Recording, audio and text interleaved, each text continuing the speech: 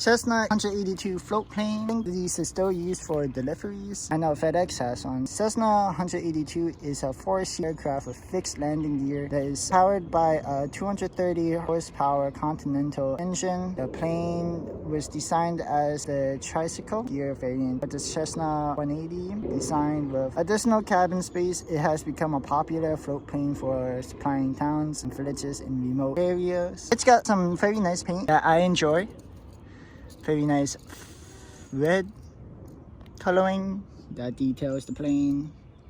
Red and black, here we go.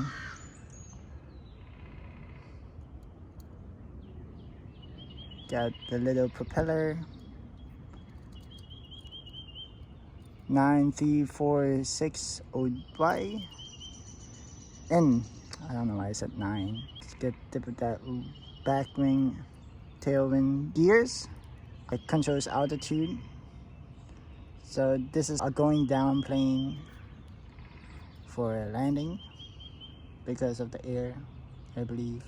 I don't know what these antenna stuff sticking out are. I think floating stuff looks very cool. Here we go with that. Let's actually put it at this angle. Hello. Picture.